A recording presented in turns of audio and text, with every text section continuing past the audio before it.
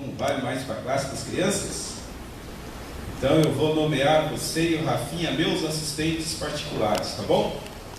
A partir de hoje, vocês dois, junto com o Gabriel, vão sentar sempre aqui e vão ser os meus assistentes. Vocês vão segurar o meu boletim hoje. Hoje, a Débora vai segurar o meu boletim, tá? Se eu falar alguma coisa errada, você corrige daí, tá bom? No próximo domingo é o Rafinha e no outro é o Gabriel, tá bom? Deixar a luz brilhar, diz o presbítero. Gerações que estão chegando na nossa igreja estão louvando o nome do Senhor, e outras que estão a caminho, outros que já estão presentes aí conosco. Tema do mês de novembro: luz, sal. Você é a luz do mundo, você é sal da terra. Hoje ainda à tarde alguém perguntou assim, ou alguém citou que numa entrevista foi perguntado: cadê os evangélicos? Cadê os protestantes que eram sal da terra? Hoje eles fazem baladas igual a nossa, eles têm a música igual a nossa, por que eles não mais modificam o mundo? Sal em si. Lembra da pregação do reverendo Alverano? Para nada mais serve senão para ser lançado à beira do caminho e ser pisoteado pelos homens. Nossa igreja não pode abaixar a bandeira de ser luz desse mundo, de dar o seu brilho. Por onde você passar, deixar um rastro de luz. Esse é o nosso desafio. Não vamos sucumbir às pressões para a igreja se tornar amiga das trevas, como nada com as trevas. A igreja tem caminho diferente, a igreja pensa diferente, a igreja deve viver de forma diferente. Por isso, nós podemos saber que desde a criação, Deus, lá em Gênesis, nos informa: criou Deus a luz e as trevas, e fez separação entre a luz e as trevas. O apóstolo Paulo depois vai trabalhar esse princípio lá na carta de Paulo mesmo aos Coríntios, dizendo que comunhão há entre os filhos das trevas, e os filhos da luz. Por mais que hoje se pregue a teologia da tolerância, a teologia em processo, que mostra-nos juntos com o mundo, fazendo o que o mundo faz, frequentando os lugares que o mundo frequenta, cantando a música que o mundo canta, é comum para esse grupo, é contrário à palavra de Deus. Não há comunhão entre as trevas e a luz. Um dia, um homem de Deus, um jovem, zeloso e muito zeloso pela sua religiosidade ou pelo seu orgulho pessoal de homem que defendia uma religião, andava caminho afora, respirando ameaças, e pensava ele estar a serviço de Deus. Quantas pessoas andam dentro de meios evangélicos, achando que estão a serviço de Deus, e muitas vezes correm o risco de não estar a serviço do outro, sim a desserviço de Deus. Assim era Saulo, antes de ver brilhar na sua vida a grande luz do Evangelho, que é Cristo Jesus. Por isso, meus irmãos, quando você perceber pessoas que ainda não brilham, pessoas que ainda não entendem as coisas da luz, ore por elas, para que aconteça o que aconteceu no episódio que nós vamos ler agora, Atos capítulo 9. Eu convido você a ler comigo até o versículo de número 19. Atos dos Apóstolos, capítulo 9. Vamos nos colocar em pé, irmãos. Pastor, ímpares, igreja, pares. Atos, capítulo 9, do 1 até o verso de número 19. Saulo, respirando ainda ameaças e morte contra os discípulos do Senhor, dirigiu-se ao sumo sacerdote. E pediu cartas para as sinagogas de Damasco, a fim de que, caso achasse alguns que eram no caminho, assim homens como mulheres, os levasse presos para Jerusalém. Seguindo ele estrada fora, ao aproximar-se de Damasco, subitamente uma luz do céu brilhou ao seu redor. E caindo por terra, ouviu uma voz que lhe dizia: Saulo, Saulo, por que me persegues? Ele perguntou: quem és tu, Senhor? E a resposta foi: eu sou Jesus, a quem tu persegues. Mas levanta-te e entra na cidade, onde te dirão o que te convém fazer. Os seus companheiros de viagem pararam emudecidos, ouvindo a voz, não vendo contudo ninguém. Então se levantou Saulo da terra, e abrindo os olhos, nada podia ver, e guiando pela mão, levaram-o para Damasco. Esteve 3 dias sem ver, durante os quais nada comeu e nem bebeu. Ora, havia em Damasco um discípulo chamado Ananias. Disse-lhe o Senhor numa visão: Ananias. Ao que respondeu: eis-me aqui, Senhor. Então o Senhor lhe ordenou: dispõe-te, vai à rua que se chama Direita, na casa de Judas, procura por Saulo, apelidado de Tarso, pois ele está orando. E veio entrar um homem chamado Ananias, e impôs-lhe as mãos para que recuperasse a vista. Ananias, porém, respondeu: Senhor, de muitos tenho ouvido a respeito deste homem, quantos males tem feito aos seus santos em Jerusalém. Para que lhe trouxe a autorização dos principais sacerdotes para prender a todos os que invocam o teu nome. Mas o Senhor lhe disse: vai, porque este é para mim um instrumento escolhido, para levar o meu nome perante os gentios e reis, bem como perante os filhos de Israel. Pois eu lhe mostrarei quanto lhe importa sofrer pelo meu nome. Então Ananias foi, e entrando na casa, impôs sobre ele as mãos, dizendo: Saulo, irmão, o Senhor me enviou, a saber, o próprio Jesus que te apareceu no caminho por onde vinhas, para que recuperes a vista e fiques cheio do Espírito Santo. Imediatamente lhe caíram os olhos como que umas estrelas, e tornou a ver. A seguir, levantou-se e foi batizado. E depois de ter se alimentado, sentiu-se fortalecido.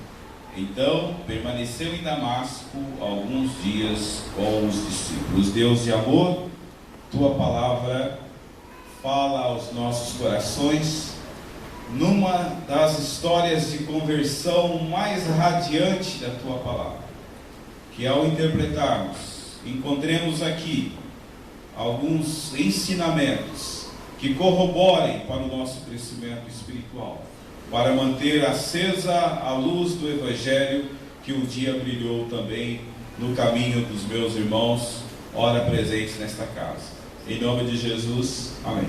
Os irmãos podem sentar. Palavra do Senhor, santa, palavra do Senhor, eficaz, perfeita, não pode de forma alguma ser levada por você agora de qualquer jeito. Você leu o texto ou você acompanhou o texto?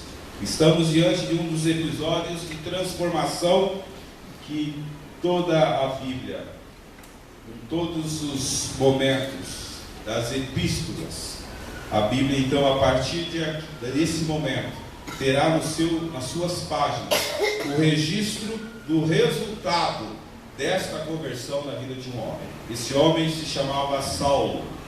Nós temos poucas informações sobre Saulo. Alguns argumentam que talvez ele tenha até vivido ali próximo, mas não teve contato direto com Cristo Jesus. Mas a verdade é que ele defendia um estilo pessoal de religião. Uma religião que lhe dava força, lhe dava autoridade, mas uma religião sem a luz. Que tipo de religião é essa? Um homem bem-sucedido, douto, bem informado, corajoso, mas defendendo uma religião furada. Não são assim também tantos que defendem uma postura religiosa pessoal, mas não defendem o Evangelho de Cristo Jesus, com escamas nos seus olhos? Não existem assim também pessoas neste mundo tão grande nosso, e às vezes tão próximos de nós, que não conseguem ver a glória da luz de Cristo? É verdade que sim. Pessoas que ainda estão encerradas, presas dentro de uma religião sem luz.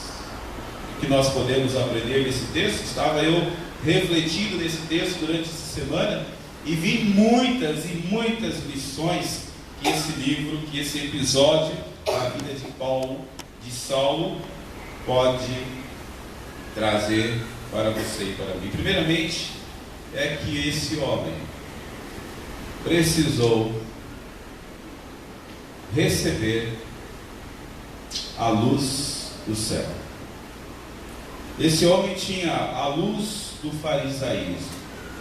Esse homem tinha a luz do que nós chamamos ali um movimento filosófico grego. Ou seja, ele tinha a luz do conhecimento. Esse homem era capacitado. E esse homem era extremamente religioso. Parece um contrassenso. Mas esse homem era um perseguidor de Jesus. Ele é chamado de perseguidor de Jesus. Parece-nos no primeiro momento que esse homem defendia a causa de Deus. Assim pensava ele. E que esse texto nos ensina? Cuidado para a nossa religiosidade não nos cegar. Cuidado. Segunda coisa que esse texto pode nos ensinar numa primeira leitura, sim, é que ao brilhar essa luz ao seu redor, esse homem terá algumas coisas mudadas na sua vida. Primeiro, quando a luz de Deus brilha de verdade na vida de um homem, que há conversão mesmo de coração, esse homem cai por terra. O grande apóstolo Paulo começa o texto, ou então agora ainda Saulo, com toda a autoridade, com as suas intimações, as suas cartas ali para prender todos os que estavam no caminho. Veja que o caminho aqui, eu sou o caminho, que Cristo dizia. Os apóstolos usavam esse termo, o caminho, para dizer aqueles que seguem a Cristo. Se encontrasse alguém, deveria então ele levar preso. Ele saiu achando que estava fazendo o serviço do Senhor, com toda a autoridade. Mas diz que quando a luz do céu brilha, Saulo cai por terra. Que cai por terra? Quais são as qualidades de um homem cuja luz do Senhor brilhou sobre a vida dele, da mulher? Cai o seu orgulho, cai o seu poder pessoal, cai o seu saber. O que você tem agora, se parássemos aqui no versículo de número 4, ou até no versículo 3, é um homem ao chão. Quando nós somos tocados pela luz de Cristo, nós entendemos que tudo aquilo que defendíamos, tudo aquilo que pensávamos, de nada nada. Somos então feitos homens ao chão, caídos. A conversão do apóstolo Paulo e a luz que brilha ao seu redor me faz pensar na necessidade que eu tenho de pregar o Evangelho. A luz de Deus haverá de alcançar a tua família. Se você está orando por alguém, você espera um dia que o teu filho esteja servindo ao Senhor aqui na casa do Senhor? Não será colocando ele contra a igreja, contra a liderança que ele vai se santificar. É você orando por ele. Creia nisso. Ore. Você espera que um dia o seu filho, a sua filha, um irmão seu, uma irmã, um parente teu, seja tocado pela luz dos céus? Ore por ele. Haverá um momento que Deus o haverá de conduzir. Mas pode crer, os orgulhosos, os que ainda se colocam em pé, defendendo uma religiosidade sem luz, não foram tocados ainda pelo verdadeiro cristianismo. Estão defendendo uma posição pessoal. E é muito comum nas igrejas a gente fazer isso. Às vezes nas reuniões de presbitério, nas reuniões de sínodos, de Supremo Concílio, vocês confundem muitas vezes vendo gente brigar pelo poder. E eu, graças a Deus, já consegui perceber quando aquilo já começou a virar uma disputa de braço, facções. Engraçado que a palavra de Deus diz assim, que a luz é esta, que ela veio ao mundo. E uma das razões da luz é gerar a unidade. A luz gera a unidade. Agora um pouquinho eu ouvi ali, reverendo Overânio também, a nossa irmã Terci, dizendo, a senhora falou de uma coisa da nossa igreja, a senhora lembra aí, dona Terci? O que a senhora falou? Uma união que ela admira nessa igreja. A luz de Cristo, a presença de pessoas que foram tocados pela luz de Cristo, é que nós damos como resposta a unidade, a união. Não é panelinhas. Panelinhas é do capeta, é do diabo. É a unidade. É todos nós juntos. Chorando, vamos chorar juntos. Tristes, vamos chorar tristes. Quem é campeão, quem fez a primeira panelinha, fez lá no céu. E levou 1/3 dos anjos com ele. O nome dele é o pai da mentira, chama Satanás. A igreja de Cristo vive na unidade. Você está aqui para promover a unidade? Amém? Amém? Amém. Louvado seja o Senhor. O apóstolo Paulo, de perseguidor, passa agora a perseguido. Por causa de quê? Do Evangelho de Cristo. Quando a luz de Cristo brilha na nossa vida, irmãos, há uma mudança de direção. Esta queda que o apóstolo levou não foi apenas uma queda acidental. Deus queria mostrar alguma coisa para ele. Deus queria mostrar, Paulo, está na hora de você mudar a sua linha de pensamento. Meu irmão, minha irmã, se você é cabeça dura, como eu fui muito tempo cabeça dura, se você resiste à palavra de Deus, se você é daqueles que vem até a igreja, e eu já fiz isso também, não estou te condenando não, sentei aí para ficar julgando e verificando, e imaginando, e se sentindo, quem sabe, um réu no meio dos outros, eu convido você a deixar a luz de Cristo derrubar essa parte da sua vida. Algumas coisas em nós têm que cair, para que a graça de Deus venha então germinar. O que mais que eu posso aprender nesse episódio que aconteceu com o apóstolo Paulo? É que agora esse homem vai fazer uma pergunta. Até então Paulo perguntava o que é a religião. Até agora então Paulo perguntava quem era ele. Eu sou o grande Saulo, né? Agora ele pergunta: quem és tu, Senhor? A nossa pergunta deve ser: quem és tu, Senhor? Deus tem que estar falando conosco. Nessa nossa caminhada, quando a luz de Deus brilha na nossa vida, nós temos que parar de perguntar: quem sou eu? Eu sou um pastor na igreja, a serviço do Senhor. Eu vivo, como já foi pregado aqui, o justo vive pela fé. Mas eu devo responder: quem és tu, Senhor? O apóstolo Paulo conhecia de tudo, mas ainda não conhecia a voz de Jesus. Ele já havia ouvido a voz do sacerdote, do sumo sacerdote, das autoridades. Ele já ouvia a voz da lei. Tem muita gente que ouve a voz da lei, mas ele ainda não havia ouvido a doce voz de Jesus. Você já ouviu a doce voz de Jesus? Quem és tu, Senhor? E olha a resposta.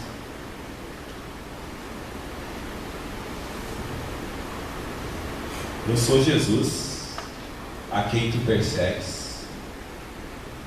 Saulo deve ter falado: mas quando foi que eu persegui Jesus? Quem persegue um cristão, persegue Jesus. Quando a gente ouve notícias, né, as pessoas nos dão a notícia, né? Eu penso nos irmãos que a gente não recebe as notícias. Agora há pouco eu recebi uma notícia aqui do lado, né, do presbítero Wanderson, dizendo que o vizinho dizia que não ia assinar nada isso aqui. Eu fico pensando: coitado, né? Ele não está perseguindo o pastor Eliseu, ele não está perseguindo o pastor Alverana, nem você. Quem persegue um cristão, persegue Jesus Cristo. Quem investe contra um cristão, investe contra Jesus Cristo. Quem investe contra uma igreja que está sendo luz, pregando o Evangelho, não está investindo contra nós, contra você, está investindo contra Jesus. É isso que Jesus diz: eu sou Cristo, eu sou Jesus a quem tu persegues. Apóstolo, chamado grande apóstolo, vai nessa experiência entender que ele estava fazendo muita coisa, mas fazendo da forma errada. Ainda hoje eu ouvi uma sobrinha minha dizendo assim: olha, tio, é verdade mesmo que a igreja lá faz tudo errado, mas o senhor chega lá, tem um grupo bom de pessoas fazendo. Eu falei: nossa, quanto mais gente estiver fazendo errado, pior é para Deus. Como que a gente acha bonito? Não, mas o importante é que tem muita gente. Eu falei: então, querida, mas tem muita gente fazendo errado. Tem muita, às vezes eu ando pelas ruas, eu fico vendo aqueles rapazes com calor. Você já viu isso? Um terninho preto assim, né? E eles andando quadras e quadras, defendendo com muito mais garra do que eu e você defendemos a nossa bandeira do cristianismo, a bandeira da mentira. Os mormons: olha, pastor, o senhor não fala assim não, porque, olha, é mentira, de acordo com o cristianismo. Se eu pegar a luz do Evangelho de Cristo, aqui comparado com o que eu prego, com o que o cristianismo defende, não é uma verdade. Mas eles estão ali afinco, suando, transpirando, e nós temos a luz que já brilhou na nossa vida, guardada no nosso estante, debaixo do nosso alqueire. E daí, de vez em quando dá uma dor de consciência na gente, a gente olha agora, que agora os bancos foi a propósito mesmo, para ficar lugares vazios, a gente começa a olhar e como vamos pregar o Evangelho. Ah, vamos mudar alguma coisa, vamos mudar a cor da igreja, não muda. Vamos mudar o conselho da igreja, não é isso. Vamos mudar o pastor da igreja, pode até melhorar, tem muita gente melhor, mas o que nós precisamos fazer é mudar a nossa postura. É isso que nós precisamos fazer. Mas que tem muita gente fazendo errado, igual o apóstolo então Saulo fazia, acreditando que estava fazendo bem. Sabe aquela pessoa na tua família que tem ali aquela santinha, aquela imagem, e ela defende aquilo ali muito mais do que você defende a palavra de Deus, porque você nem sabe onde está a sua Bíblia. Há irmãos aqui na igreja que perdem a sua Bíblia, e agora nós achamos uma boa coisa para fazer, a gente manda para o campo missionário. Tem umas Bíblias boas que nós vamos mandar para lá, né? Bíblias bonitas. E às vezes você não está de pegar para aqui umas Bíblias bonitas que ficam aí. Perde até a Bíblia. Não levo nada a sério. Mas o Saulo aqui, mesmo sem luz, nos dá uma lição. Ele fazia as coisas. Nós temos como fazer e fazer do jeito que Deus quer. Qual a outra lição que esse texto nos leva? É que esse homem fica cego. Cego para o que ele via. Cego para o que ele enxergava. É assim que diz. Então, diz o versículo 8: se levantou Saulo da terra. Alguém vai lá e levanta o grande Saulo, perseguidor, que presenciou a morte de Estevão e ajudou até segurando as suas vestes para que Estevão fosse apedrejado. Agora, caído ao chão, é levantado, diz o versículo 8, e, abrindo os olhos, nada podia ver, é guiado pela mão até a cidade de Damasco. Não vê mais nada, não consegue enxergar mais, só pode ter a visão do céu quem perde a visão desse mundo. Aquelas pessoas que querem ter as duas visões ao mesmo tempo, você está errado. Ah, pastor, eu gosto da igreja, mas que eu gosto de um baile, eu gosto.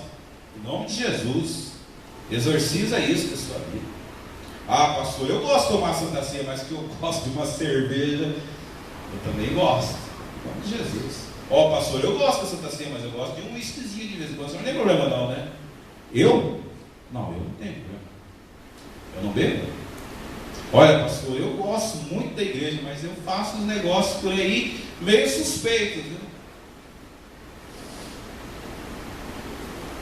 Não, só é possível enxergar a luz que Cristo tem para nós quando perdemos a visão das coisas desse mundo, do jeito desse mundo. Não há comunhão, não tem como. O que mais eu posso aprender nesse texto? Eu ouço aqui os eletricistas, Daniel, Silvio, Newton, Luiz, etc. Né? Eles perguntam para mim, mas onde tem um ponto de luz? Ainda hoje o Luiz perguntou aqui, mas aqui próximo tem um ponto de luz? O que a gente chama de tomada, ele chama de ponto de luz, né? São chiques, ponto de luz. E eu fiquei pensando que Ananias é um ponto de luz. Eu fiquei pensando que você, meu irmão, é um ponto de luz. Porque agora Saulo está cego. E eu fico pensando como que Deus é bom. Se Cristo Jesus pôs esse homem ao chão, se Cristo Jesus falou com esse homem, se Cristo Jesus deixou esse homem cego, humilhado ali diante do que ele era, ele não poderia restituir a visão dele? Poderia. Mas quis Cristo usar um ponto de luz. Como chamava ele? Ananias. Ananias é você, meu irmão. Sou eu. Nós temos que ser ponto de luz. Quem um dia foi ponto de luz na sua vida? Vamos fazer uma paradinha na mensagem? Olha aí, quem foi ponto de luz na sua vida? Quem foi, Deco, um ponto de luz na sua vida? Hã? O Helder? Por que o Helder foi um ponto de luz na sua vida? Porque falou da luz, que é Cristo Jesus? Quem foi um ponto de luz na sua vida, Solidê? Foi um irmão chamado Nelson, é um japonês. Um japonês, né? Era mais questão de destacar. Foi um ponto de luz? Foi. Que maravilha, né? Jesus, Vai iluminar o teu caminho, né? Que bom. Quem foi um ponto de luz na tua vida, Elda? Nasceu na igreja, né? Foi o quarto lá na igreja. Mas alguém te guiou nos caminhos, não? Meu pai, eu queria que você falasse isso. Eu sabia que do seu coração é isso. Quem foi o seu ponto de luz, Deus? Seu esposo. Olha aí, né? Então, meus irmãos, a gente não pode só ficar esperando que alguém seja o nosso ponto de luz. Sabe aquele cristão com mais de 50 anos? Ele está ali procurando uma tomadinha para engatar. O que está acontecendo, irmão? Eu preciso de carregar. Tem um momento que nós temos que ser ponto de luz para os outros. Você é ponto de luz para alguém? Quem pode conectar nesse ponto de luz para ouvir o Evangelho na sua vida? Quem está precisando estar perto de você?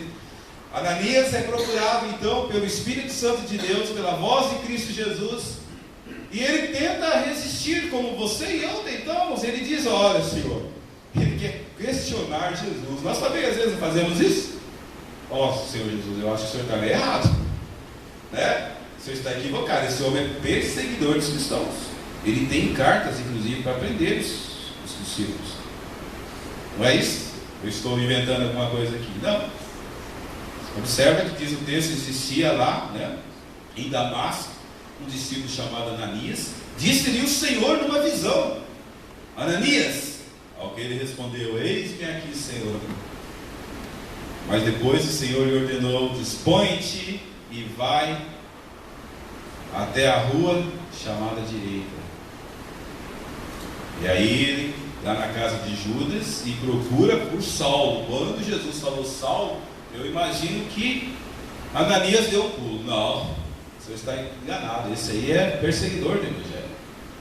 Nós também muitas vezes não temos os nossos eleitos. Minha maior dificuldade é que eu tenho meus eleitos. Sabe quais são os meus eleitos? É aquele vizinho que eu ponho na cabeça que eu tenho que falar do Evangelho para ele, que ele tem que ser crente.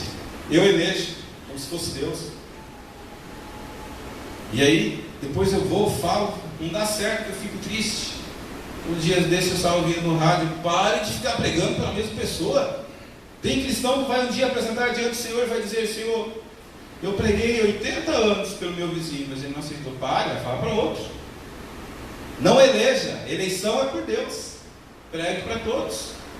Mas às vezes a gente tem mania, né? Nossa, aquela pessoa, aquele vizinho, ele tem um jeito de cristão, só falta ser cristão. E aí você fica insistindo.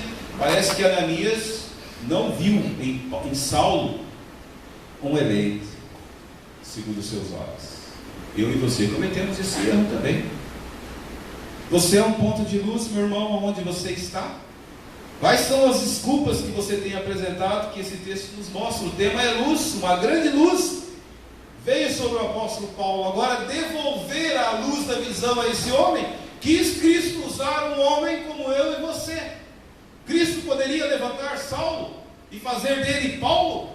Sim, mas a tarefa de transformar Saulo em Paulo é do Espírito Santo, através da instrumentalidade sua. Você é o Ananias, eu sou o Ananias que Deus quer usar. Ananias tenta se esquivar da sua missão, mas o Senhor lhe diz: vai. Eu gosto desse texto. Vai, para de inventar a história, né? Nós estamos vivendo um momento que precisamos de ouvir esse vai. Pare de ficar inventando desculpas para atrasar a caminhada da igreja. Pare de ficar inventando picuinhas. Pare com isso. Vai pegar o Evangelho. Quando a igreja começa a ficar voltada para isso, nós comportamos como Ananias. Então nós temos que ficar espertos. O presbítero César diz uma coisa que às vezes eu nem gosto. Ele fala assim: olha, quando a igreja está muito em paz, devemos ficar atentos com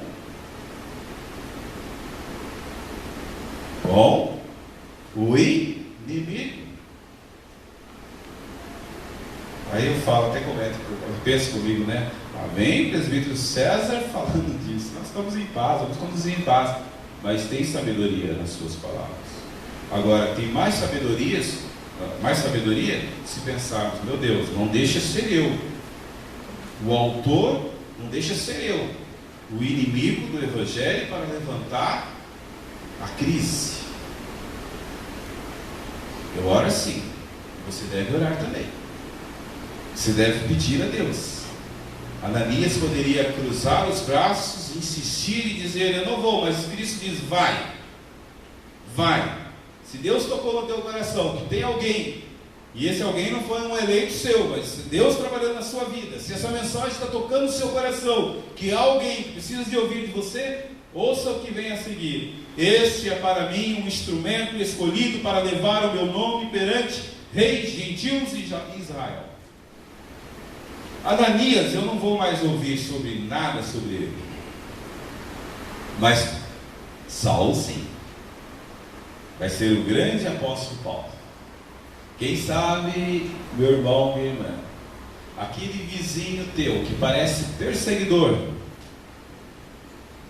que parece inimigo, Saulo era assim. Vamos relembrar?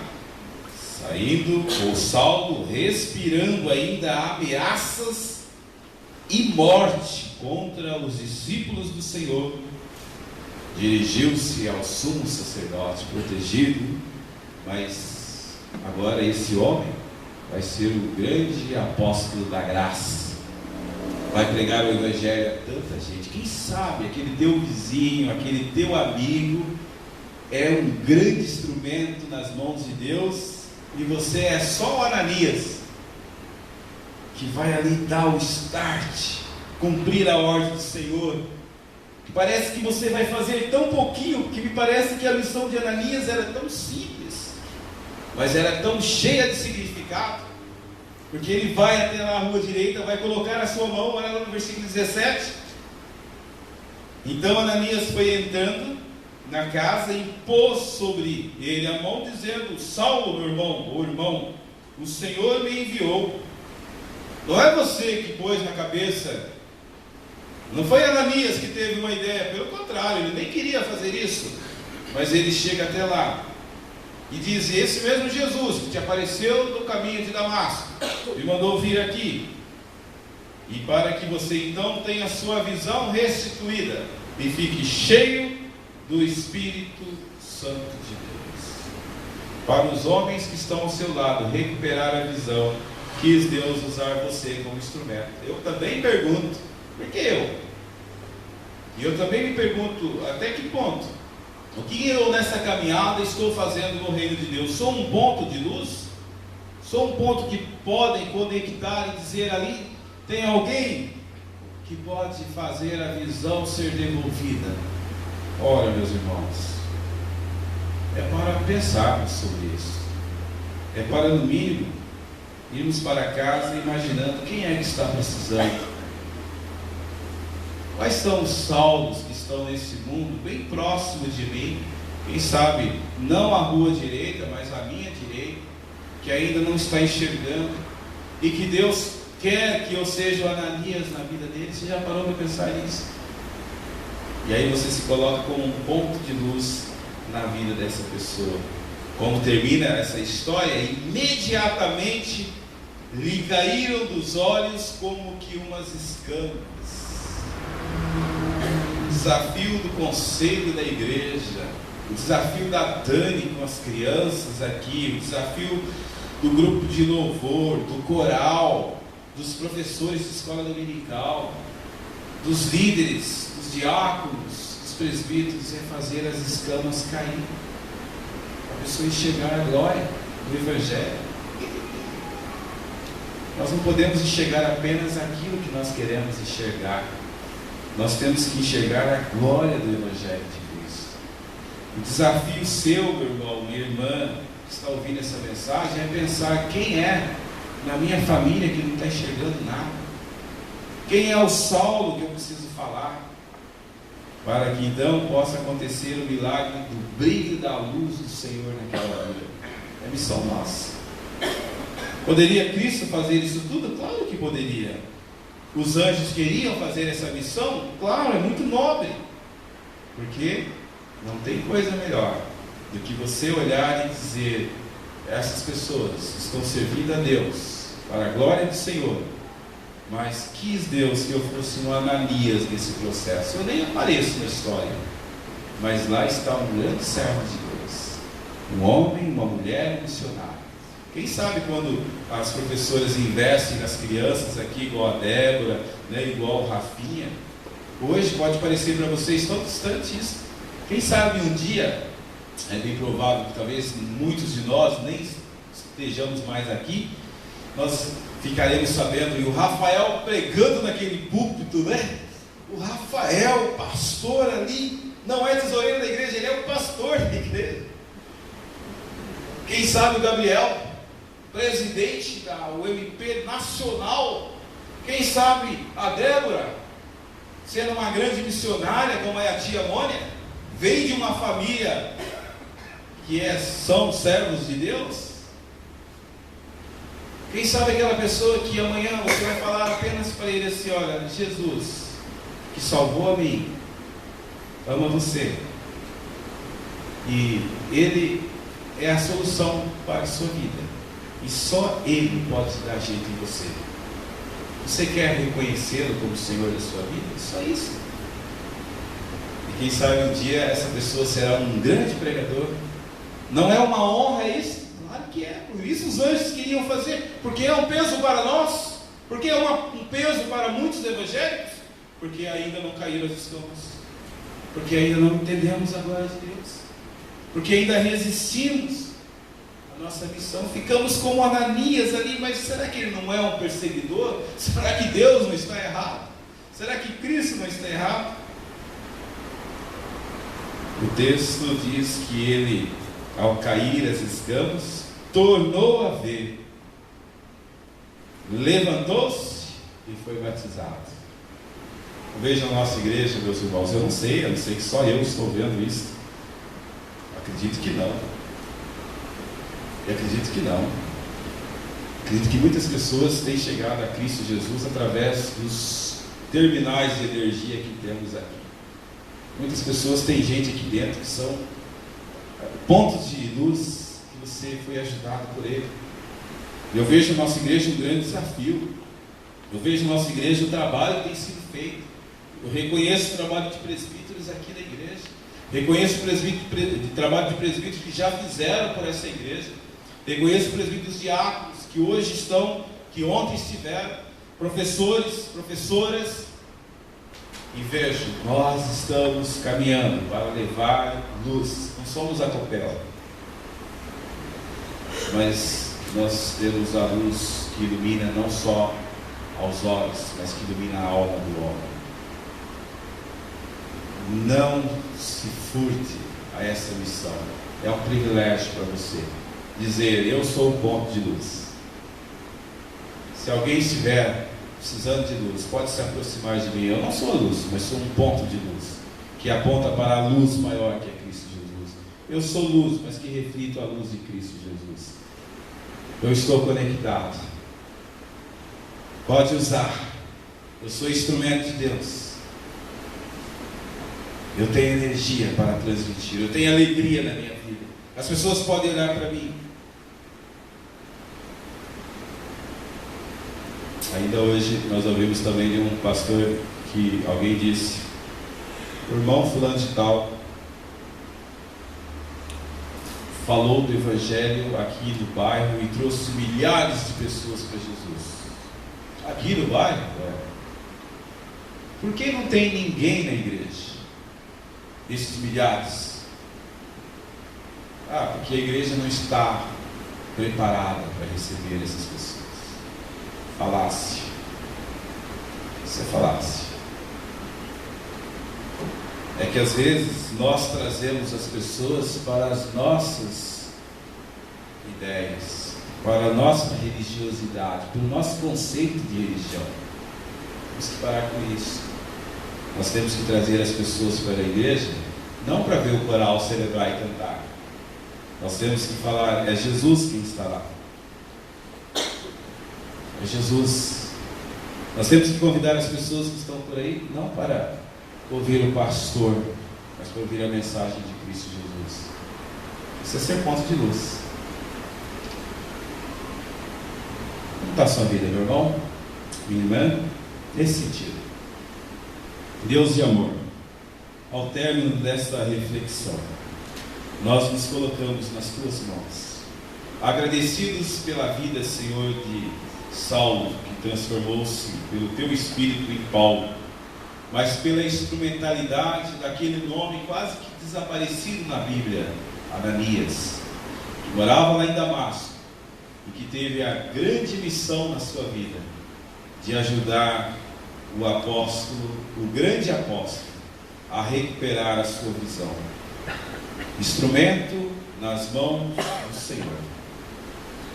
Oh meu Deus, que sejamos nós também na noite de hoje, quando o nosso tema é a grande luz que brilhou na vida de Saulo, que fazia tudo, mas fazia errado, que se dedicava, mas que defendia uma religião pessoal, não defendia Cristo, nem a glória do Evangelho de Cristo, defendia o seu sistema de religião. Não nos permita, Senhor, cometer o mesmo erro. Nos ajude, Senhor, a fazer a Tua obra, para que quando o Senhor colocar a Sua luz na vida de um homem, de uma mulher, nós estejamos ali ao lado como Ananias, para ser o discipulador, para pegar pela mão e para fazer ver de novo e ver aquilo que o Senhor quer. Use-nos, ó Pai, como ponto de luz para sermos instrumento nas Tuas mãos. Em nome de Jesus. Amém.